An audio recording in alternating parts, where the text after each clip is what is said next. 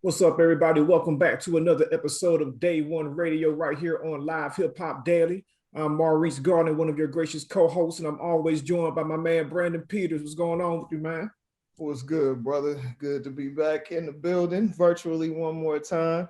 And we got one of the homies in here with us, man. Longtime supporter, one of the dopest, journalists, writers out there. Also a professor for those who don't know, who just read his byline, man. And it's a lot of going on in music right now. We got the Grammys coming up. The All-Star fiasco was just in Atlanta where we all reside. So just wanted to chop it up with one of our guys, man, and get his expert insight. Christopher A. Daniel, what's happening, brother? Man, I'm blessed. It feels good to be with you brothers anytime. So anytime, we link up, it's always love. So thank you.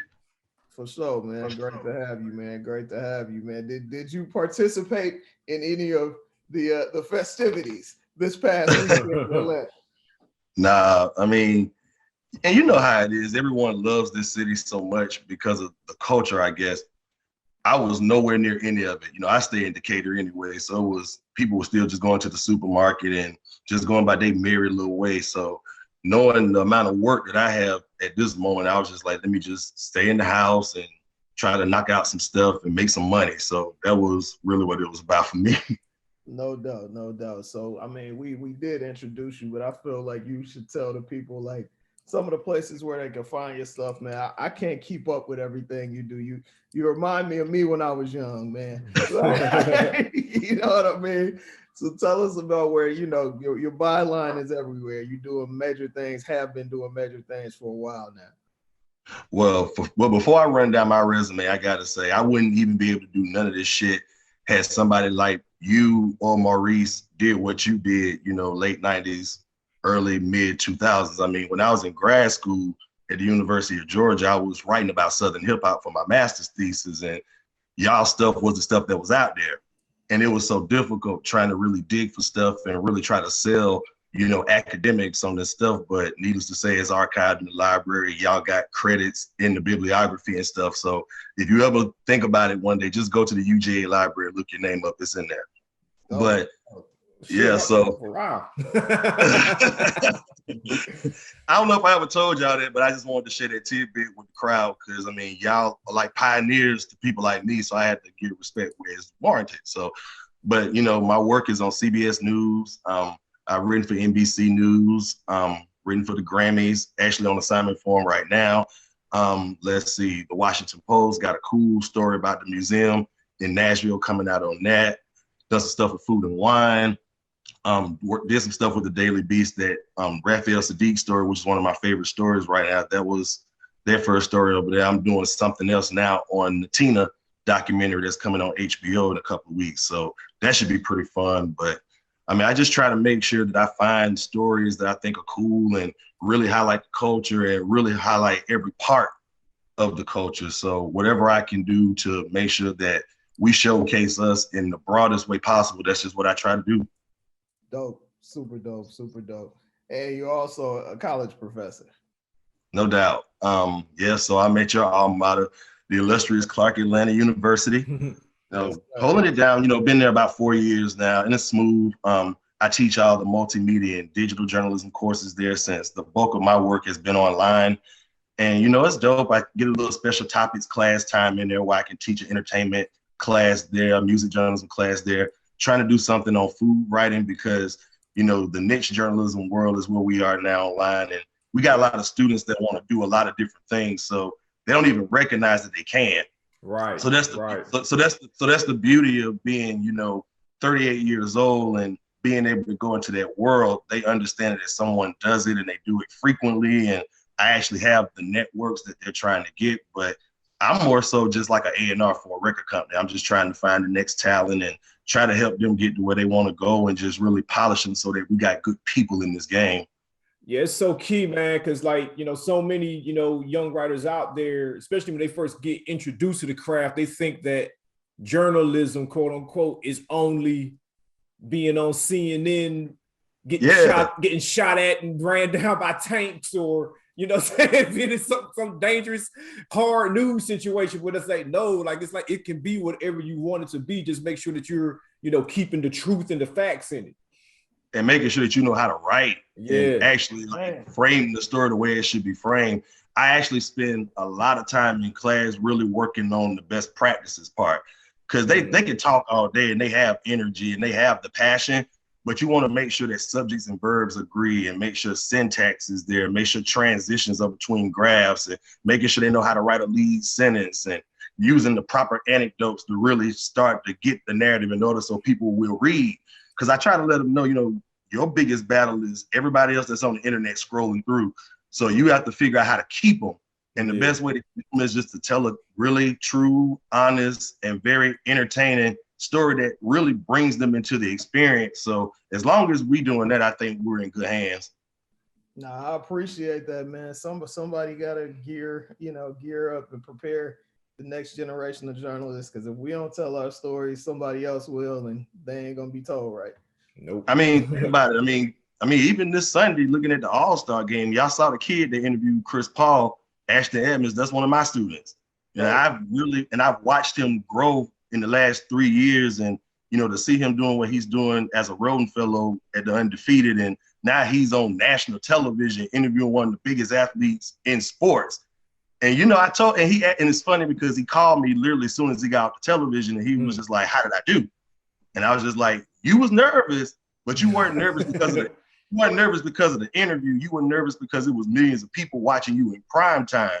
You was more than prepared to do the work. You've been doing this for 3 years, and look at where it got you." But I just think it just hit that, wow, I'm actually doing something that I really set out to do. My friends are watching me. My family's watching me. I'm breaking generational curses so people can understand that somebody that looked like me is doing it and doing it big.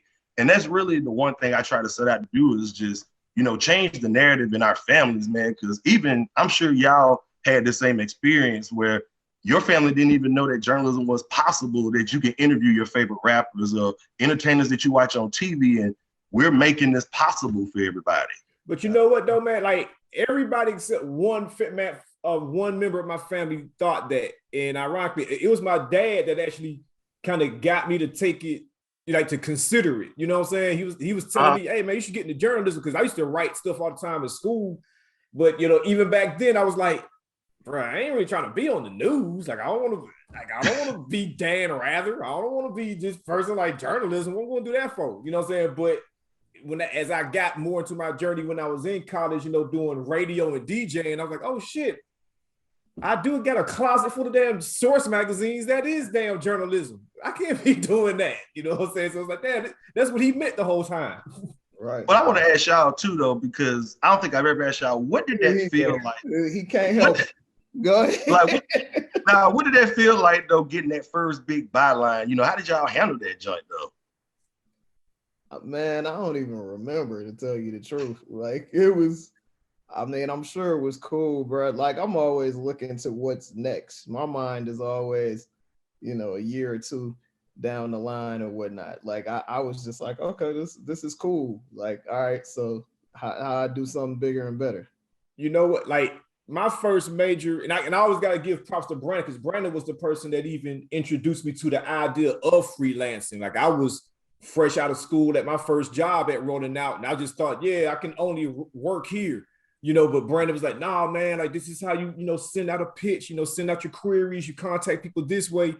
And my first major byline, it was in Vibe, and I don't remember who I wrote about. I just remember, like, Jamie Foxx was on the cover because Ray had just dropped. And then they hit me. They were like, yo, man, we want to put you on the contributors page. I'm like, oh, shit. Like, y'all trying to put me in the front of the book already? So, like, that's the moment I can't remember who I interviewed or who I wrote about. I just remember, like, damn, my first time in here, y'all got my skinny ass face, in the front of the book. You know what I'm saying? I'm like, damn, that's cold. Yeah, that's super dope, man. That's always dope. So you mentioned earlier, man, that you were doing some stuff with the Grammys, and this has been a weird year for the Grammys because it's been pushed back. It's gonna be pre-taped. Some of it's virtual. It's gonna be real interesting. But I feel like one of the stories that's been very consistent is who was recognized in hip hop. And it's kind of like that whole age divide thing, which is kind of sad because a lot of people were upset that, Lil Baby didn't get nominated for Album of the Year, DaBaby didn't get nominated for Album of the Year, et cetera, et cetera. And I just want to, as somebody who, grew up in hip hop, but also has an affinity for the younger artists, I just kind of wanted to know from a journalist and a fan perspective, like, what was your take on that? Because for me, I was like, I get it. And Lil Baby album was dope, but fam, like, the people that were nominated were definitely worthy to be nominated. It wasn't like they put out no trash. Exactly. Sure. I mean, I think for me, just looking at who actually pays attention to the Grammys in the first place, we got to start there. Most of these young guys, now they don't care about stuff like that. They're more interested in blue checks and, streams and how many plays you get on Instagram and TikTok views and all that stuff. I think that's more so kind of where the acclaim is for them. But it is cool seeing like a Freddie Gibbs and Alchemist being nominated, or a Nas being nominated, or Royce the 5'9". But I think a lot of that stuff has to do with that's more of our peer group probably lending their voice to it, or probably literally throwing the notes out saying, okay, these were dope. And this is kind of where we think you should really throw in the pocket. So, I mean, I guess when you look at the campaigns and kind of how they jump behind certain projects, I'm thinking it's more or less just our age group were probably the ones that really stepped up. And that's kind of how you see what you see. You know what, too, though? It's like two things to this phenomenon of like artists, and mostly really be their managers on the low. It's very rare to hear from the artists like, oh man, they ain't nominate me. It'd be like they're labeled and their managers and all that's going to be bad. But one thing moving forward, if people going to be throwing these kind of claims out there, they got to start naming who they would take off and replace themselves with. You know what I'm saying? You just can't be out here like, I should have been up there. Like, why then, bro? Who you going to replace then?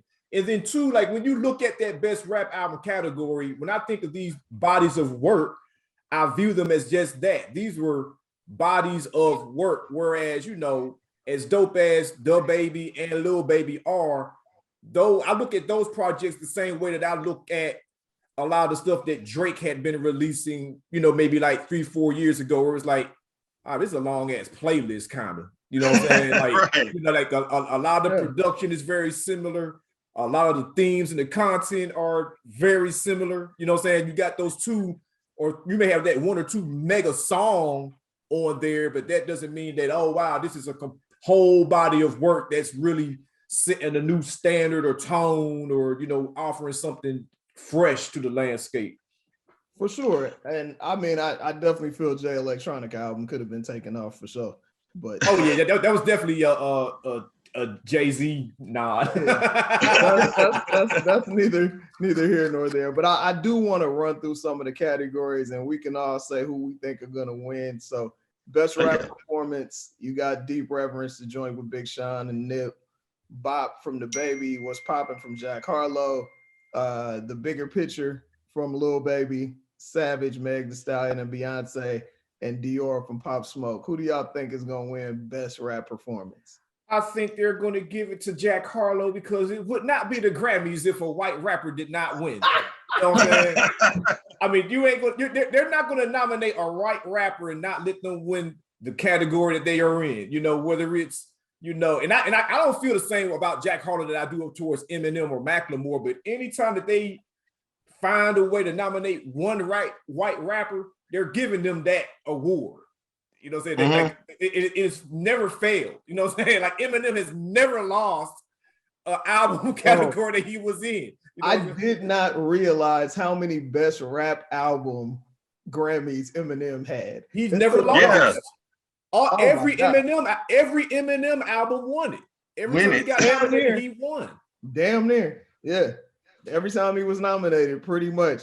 That's funny though, and shout out to the homies over Generation Now, Royce and Willie Joe. And Jack is dope though. Jack is dope for the record. You know what I'm saying? Like for sure. That was a hard ass little song, but yeah, like Chris, who do you think is gonna win?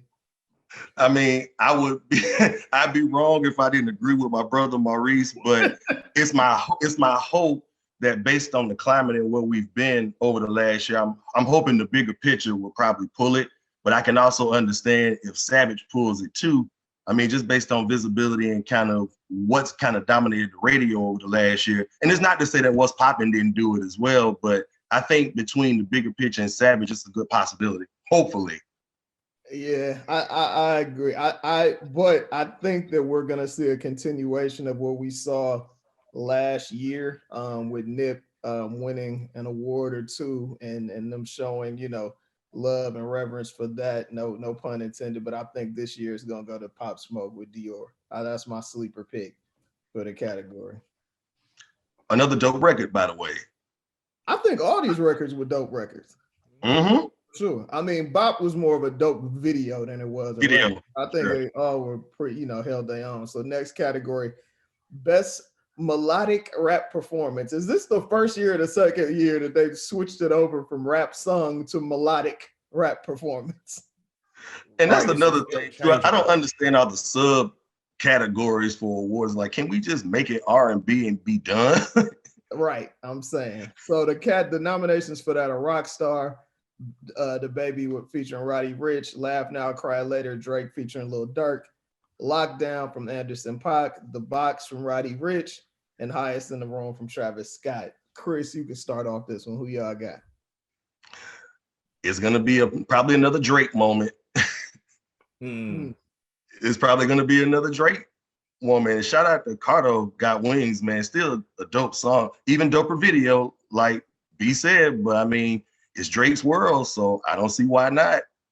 Let's talk about that a little later on. I do not think that's still the case.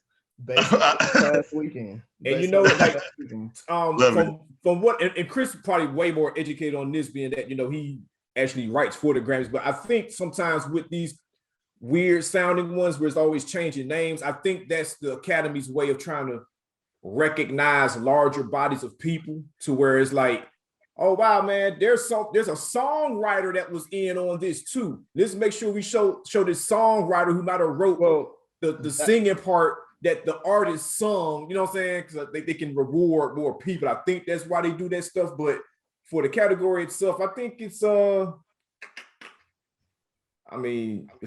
rock stars are all over the place. So yeah, they probably all gonna give it to Drake. I mean, again, it almost feels like this category was made just for him.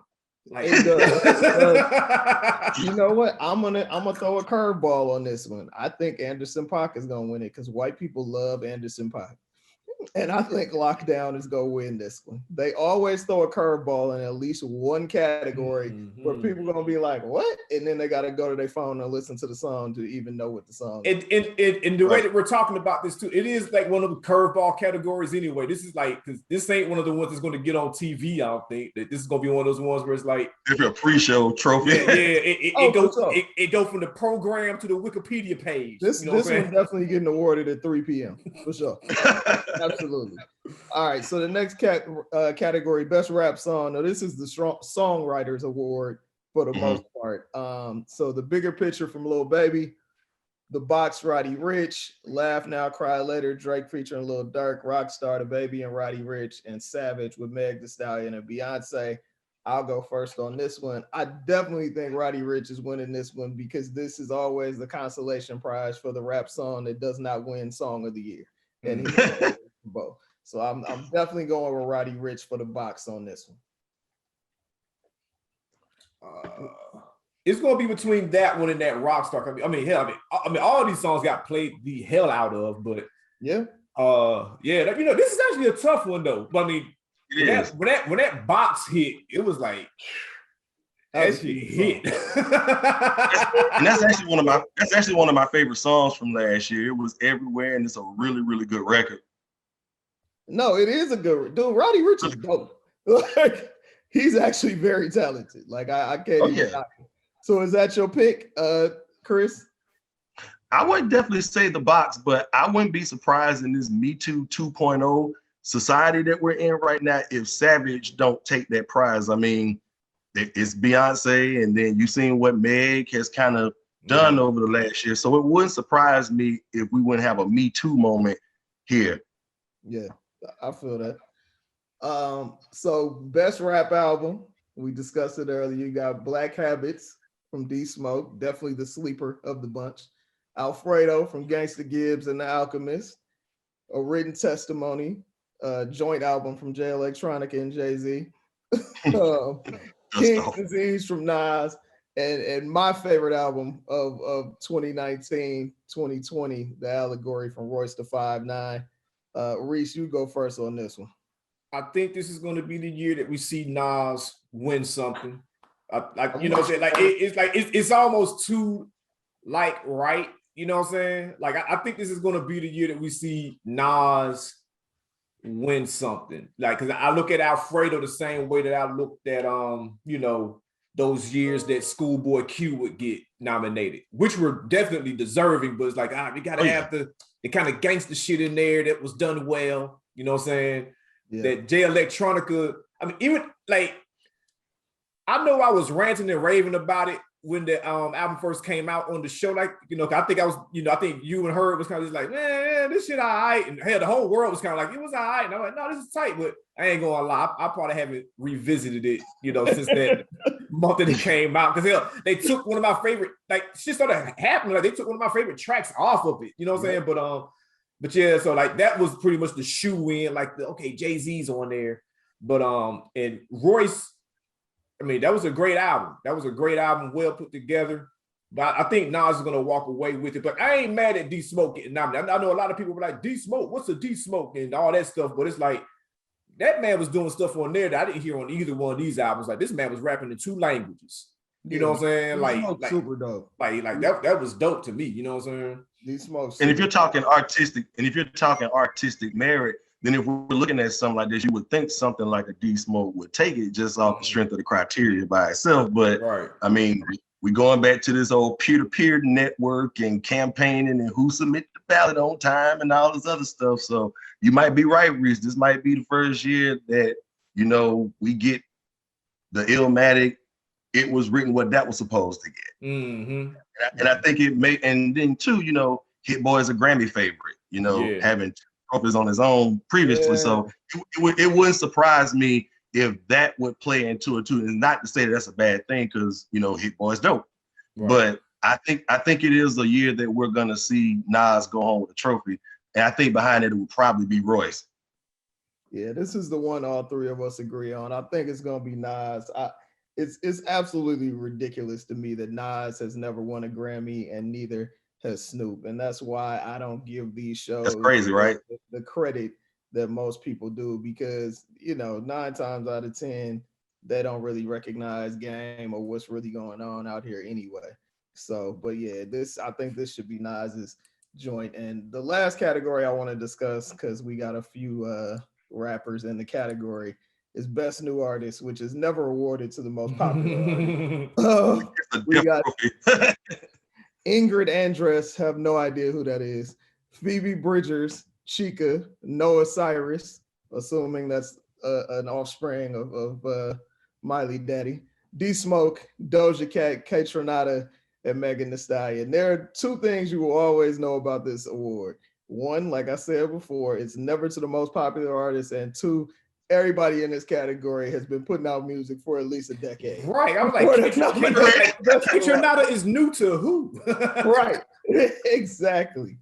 For this one, I'm gonna go with the curveball here again. I think this is the Esperanza Spalding year all over again, because I feel like, again, white folks love Chica, and she is very popular, has a lot of deals, and has probably released 3.5 songs. And I've been following her for a minute because I tried to get her to sign a deal with my former employer and it didn't happen. But I'm gonna go with Chica. I'm gonna go with her. I think this is gonna be her jump off to really releasing some music and being out there in people's face, because she can rap her ass off for real. Oh yeah. Who you think, Chris? My coin is gonna go to Doja Cat. Okay. I mean, racism wins Grammys, self-hate wins Grammys. Is that what you're saying?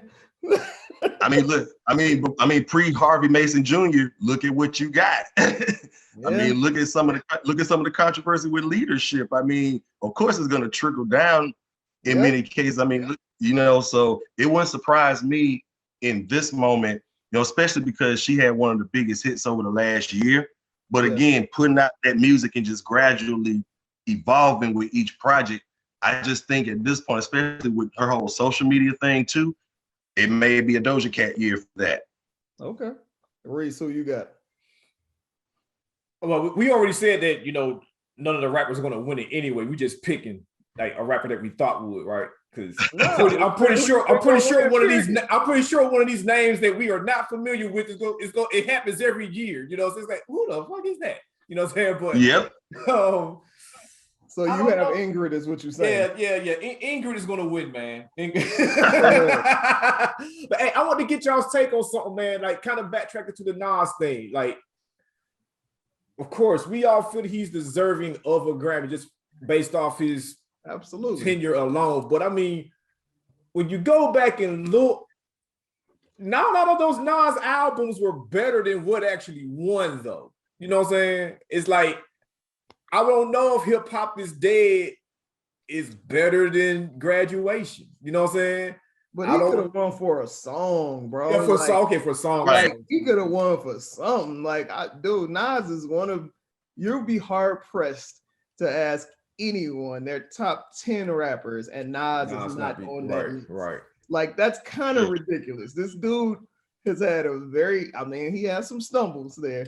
But the longevity has been there. And honestly, since Life Is Good, he ain't really had no missteps. But I mean, when you look at like Life Is Good was great, but I mean, it wasn't going to beat that Drake album that came out that year. Like, so it was probably better than, whatever Ross and 2 Chainz and them dropped, but it wasn't going to beat that Take Care. You know what I'm saying? Ooh, excuse me. But now definitely for a song or something. I mean, like there's got to be at least 2 Nas songs since 1993 that is supposed to win something. This is crazy. It's out of control. He done pissed somebody off. He kept it real with somebody, and they was like, never again. Not you. So you mentioned Drake earlier, and especially coming off of if anybody ever should have won Best New Artist, Kendrick, Drake are like 2 of the most glaring joints, and Kanye of like, come on, what are y'all doing? Mm-hmm. But it's interesting, Chris, you were saying, it's the Drake factor, and I'm wondering, I feel like Charlamagne may have been a little early with his prediction of everybody like to say Drake is over. Drake is too big to ever be over, but that we've reached the Drake peak and now it's on the decline. I have never, at least in the last 10 years, seen a time like this where Drake released multiple new songs and the hype and fanfare was low. Like I've heard them songs once on the radio, as I was listening to Who Kid, and heard the songs. Like, I don't hear nobody talking about them outside of the features, and we should get a Ross Drake album. But like this, normally whenever Drake releases music, it's a moment. No, it's like, I think it's one of those things where it's a combination of, like you said, he's not getting old, but I mean, like, he's definitely familiar. Like, you know what I'm saying? And his music, to me at least, it doesn't really graduate. Like, he still raps about how difficult it is being famous and a whole bunch of other things that most people cannot relate to. Like, it felt cool to listen to him talk cleverly about it for a while, but after a while, it's like, yeah, bro, like, I've never had that issue of having less friends than 2 years ago because I made $5 million more. You know what I'm saying? It's like, I feel like I've had this conversation with both of you guys. I know I've said it on the show before. Drake raps about white women problems. Like, that's really what it boils down to. Like, and I honestly feel like his music is good. I'm not a Drake fan, but his music is good. You can't knock him. You hating if you say he doesn't make good music, but the music is temporary. He is mastered pop rap. Because you really don't hear old Drake songs. Part of that is because he's so prolific, so he's always giving you something new to listen to. But part of that is some of that stuff just don't stand up. It don't. Like, I rarely hear a Drake song that is more than a year older randomly getting bumped. You know what I'm saying? Like, you know, living in Atlanta, you're liable to hear, like, granted, these are two different spectrums, but like, you're still going to hear at least one or two cars bumping the old Cast album, an old Ball and G song from out of nowhere, you know, like something, you know, but Drake music, like, you'll be hard pressed to even find people that consider themselves moderate Drake fans still having older Drake music in their rotation. You know what I'm saying? It's seasonal. Right, you know what I'm saying? It's very seasonal. Yeah, it's seasonal. I think that's the perfect way to say. But that's calculated. Like that dude and his team, they know how to make songs that's gonna grab people. Like it, but I feel like that is like the con to, you know, that being he's made millions and millions of dollars with this formula. But it also, I don't know if 20 years from now, Drake is gonna be able to say, I'm doing a residency in Vegas. And people are gonna come out and pay $250 a show to hear that music. Like, I don't know if that's gonna happen. Like, it may, but I don't know. You know, I always make this joke that anytime I listen to Drake's music, to me, it's like the cure for insomnia. Hilarious. We are really coming across like 3 Drake haters on here, and I don't hate Drake. It just don't make music to me. Yeah, like that same, like you know, that's hilarious. So I feel like in this, you know, and after this we can move on to the other topics, but I feel like with any award show, any major award show, there's always an album, an artist, a movie, whatever, depending on the category the award show is in, that I'm like, that completely slipped under my radar, and I should probably go back and listen to it or go back and check it out. Was there any artist or song or album that you guys were like, damn, I didn't even listen to this, I need to go check it out because it got nominated so much or because it just seemed interesting? That Ingrid Andress, man, that Ingrid.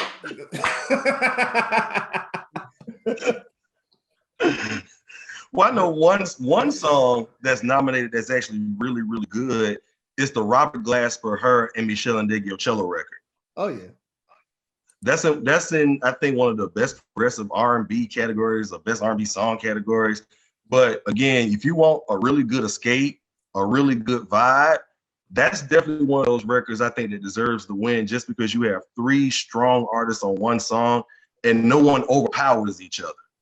And it's always good when an artist can stay in their lane and really give the song what it needs. And I think it's one of those things where it's almost like Layla Hathaway winning Grammys. Not to say that she don't deserve them, but you look back, you be like, oh, she won several. Okay, dope.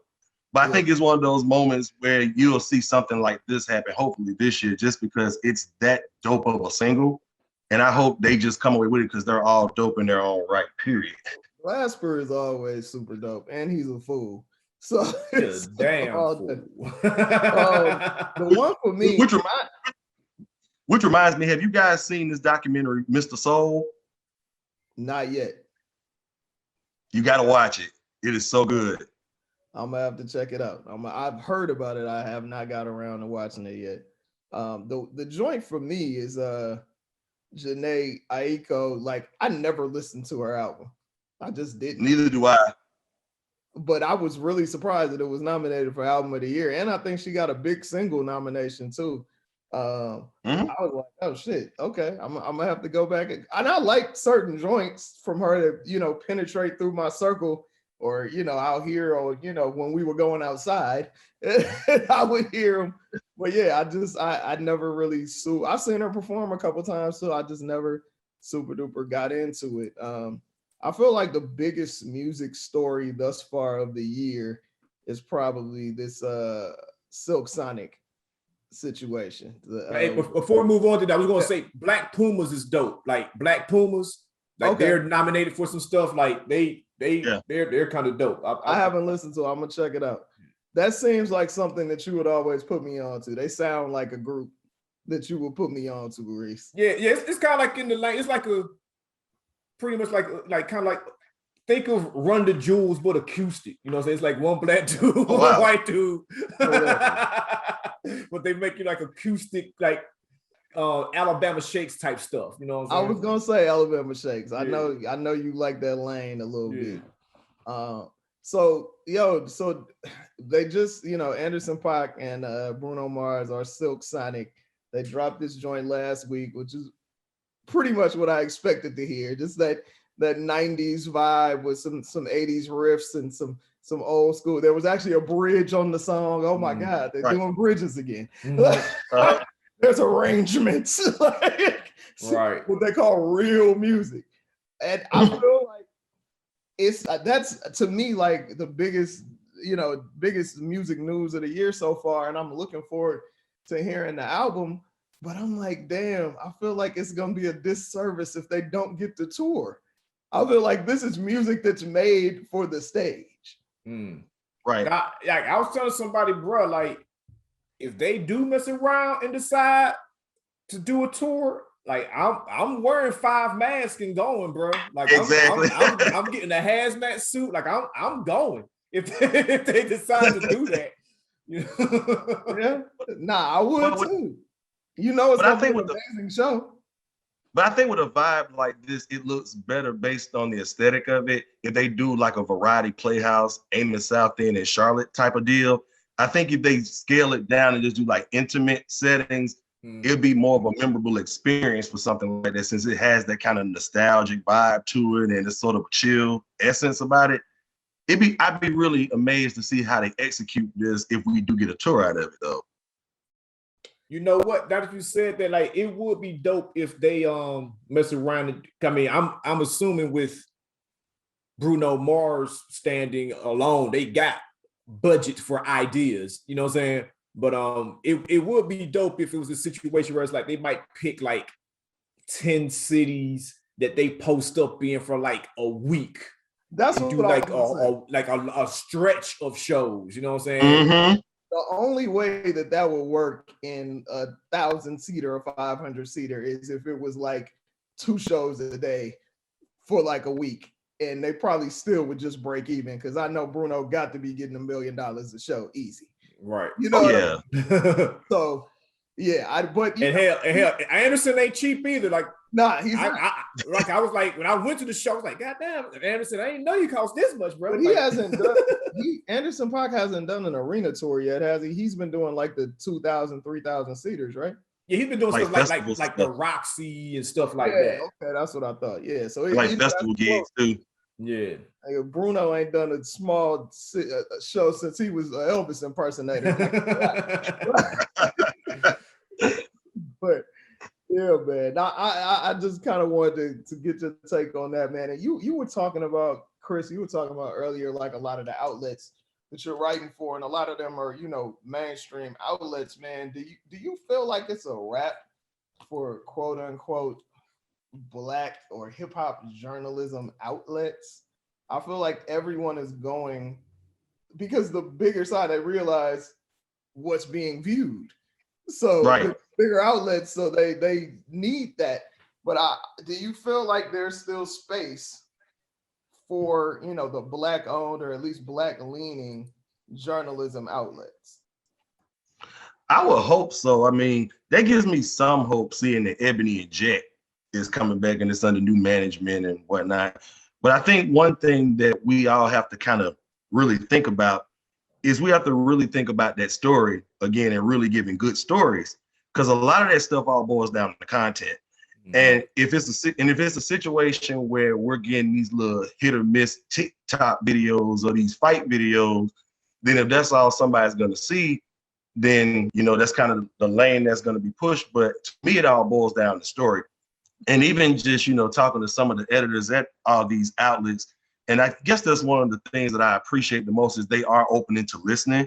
And it is all about having a good writer in the room that is on the pulse of culture and really understands, because a lot of that stuff is based on what's transpired over the last year, just with, the racial reckoning and just companies realizing that they messed up. But, there are genuinely good people out there. Once they find somebody that gets it and they have resources and they have access and they know what they're doing, then they're like, nah, what else you got? That's the one thing that I get all the time. What else do you have? And even sometimes they're asking, well, who else in Atlanta is like you? that could potentially do some other stuff. So I have no problems, throwing your name in the hat, or if Maurice is doing something, throwing Maurice's name in the hat, or Jewel, Wicker, or David.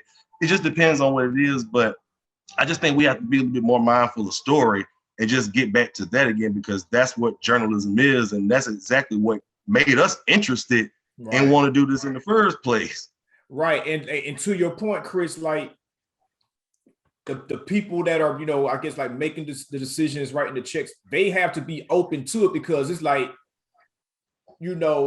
granted, we don't have a lot of like Black leaning outlets that we love anymore, but there are definitely a lot of Black people telling Black ass stories. They're just not getting told in the Black ass publications, because the Black ass publications are like, bro, is this gonna get me 1 million clicks in 2 hours? Then no, you know what I'm saying? So it's like because like you got all kind of great Black writers spread all over the place. Like one of my favorite writers right now is this young dude over at Complex named Andre G. Like he writes great stuff, but it's like Complex banner is big as hell on the shit, and like his byline is like this small, so you really you don't be knowing who be writing what at some of these publications. But like there's a lot of great like friend of the show, like you just said, Jewel, Wicker.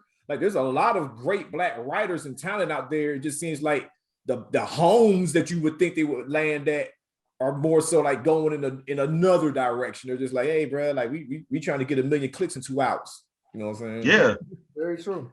That's very true. You definitely got a point there, man. Dog, we really definitely appreciate you, man, sliding through, man. Please let people know where they can support you, where they can follow you, all that good stuff. Yeah, so I mean, Facebook, Christopher A. Daniel. It's LinkedIn, Christopher A. Daniel. Twitter and Instagram @JournalistOrient. So that's the word journalist and Orient. So just look at it as historian without the H on it. For sure. And man, Chris is a multiple time champion of our hip hop trivia event, man. Hopefully we'll get back. He don't fuck with us online, but hopefully we'll get back to in person. Like he can't do his victory lap online. You know what I'm saying? He got to do the victory lap in person. Send your titles, man, for sure. But that'll be pretty fun, bro. But yeah, man, thank you for tapping in, man. Thank you for your insight, man. Please keep doing what you're doing, man. We need brothers and sisters out there, with this pen that's really pushing the line on real stories in the age of clickbait. And we definitely appreciate you keeping it alive, not only for yourself, but also giving game to these youngsters so they can keep it going, right now and forward, because we definitely need it for sure. So, we appreciate y'all. I'm just doing what y'all did for me. That's all. No doubt, man. We appreciate y'all listening. Appreciate y'all watching. Make sure that you follow us on Day1Radio on all your social media. And we'll see y'all next week with another dope show. Peace.